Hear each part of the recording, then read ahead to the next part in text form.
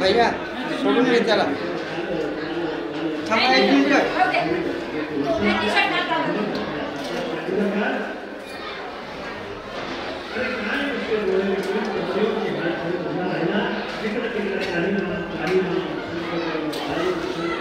निघले कधी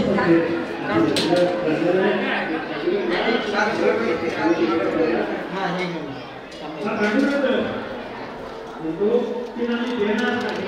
लगेच कोणी येणार करून काढून घ्या लगेच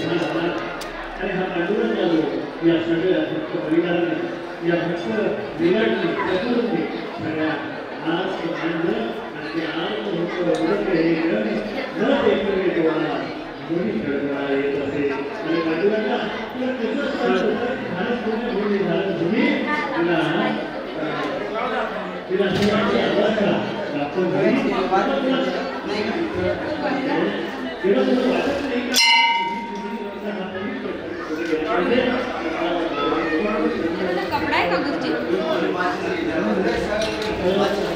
हल्दी गुरुजी अजून एक बाकी से का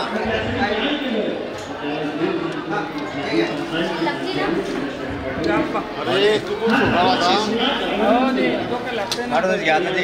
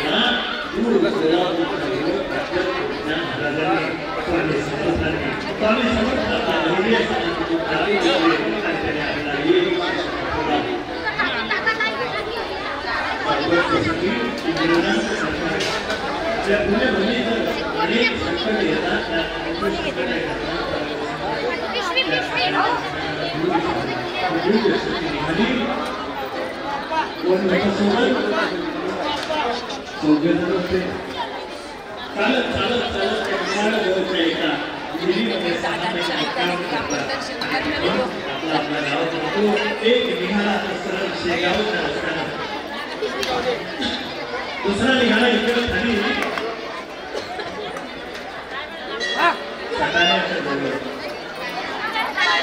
तिसरा निघाला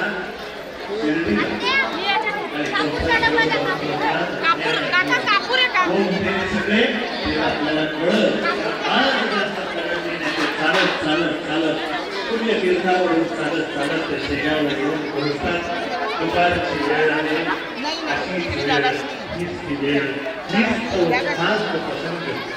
सगळ्यांनी आपले डोळे बंद करा कल्पनेला आपल्याला जायचंय शेगाव नगरीमध्ये मला पण डोळे बंद करायचे पण मी डोळे बंद केले की मी हरतून झाला त्यामुळे माझे डोळे पुढे राहतील तुम्ही सगळे डोळे बंद करा आणि कल्पनेला चला कसं जायचंय आपल्याला इथं उमेश तर बसून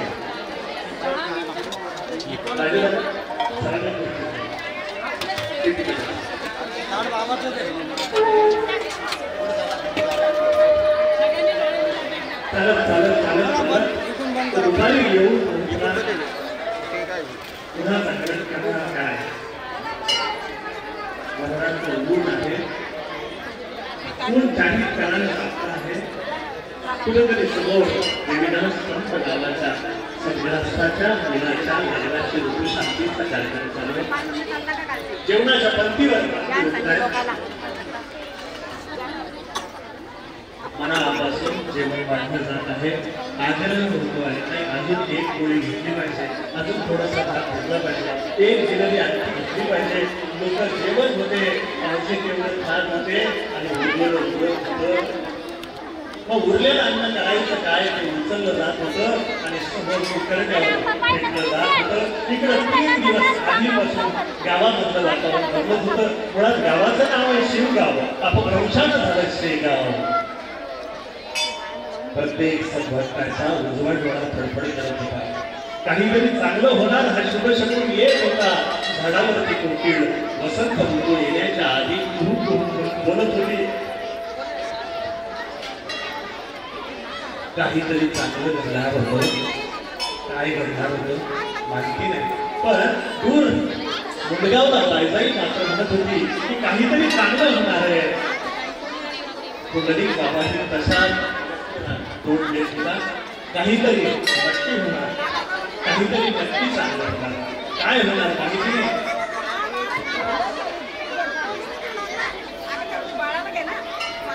काहीतरी चांगलं होणार.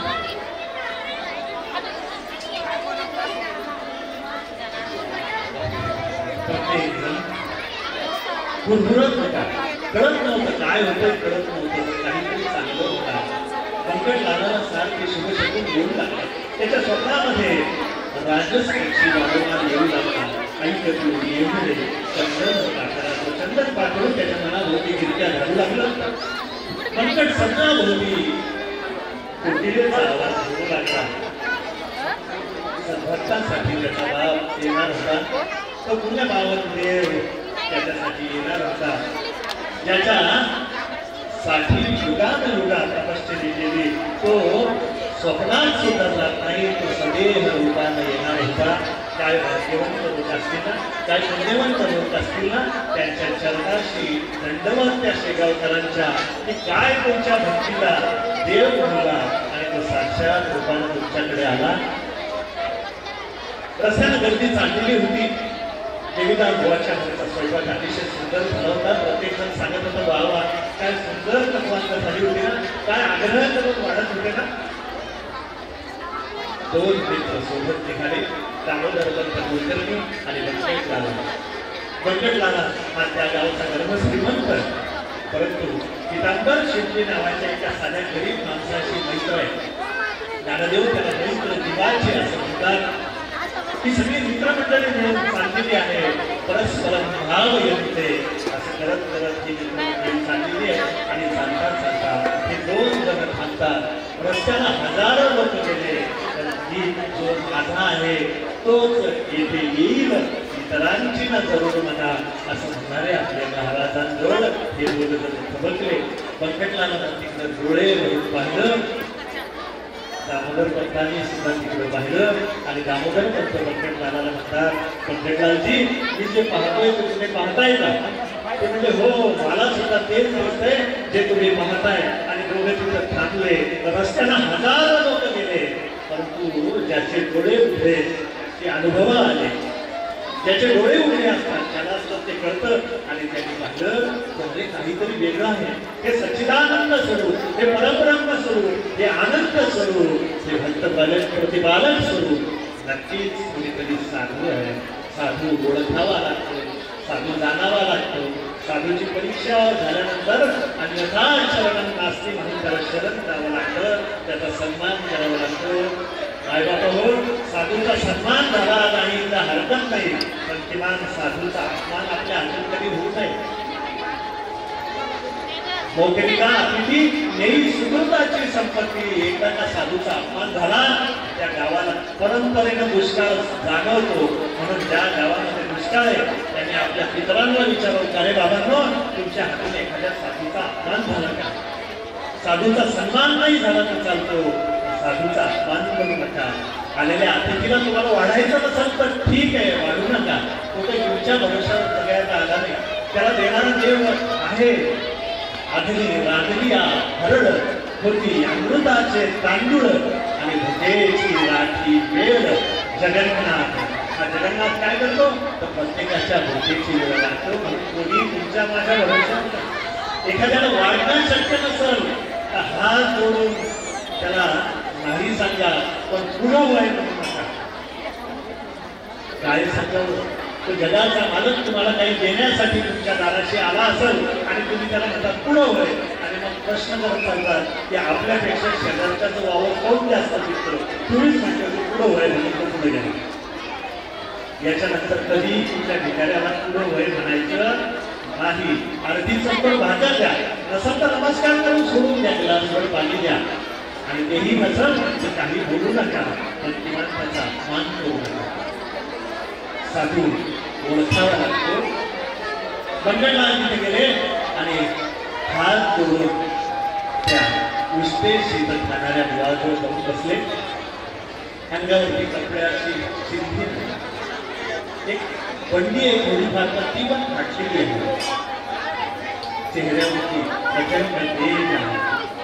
सगळं भरभरीत नाक, मोठे विशाल डोळे, सावळाचा रंग, उंच बांधा, अजान बाहू आणि आपल्या निजानंदामध्ये रंगलेले साधू.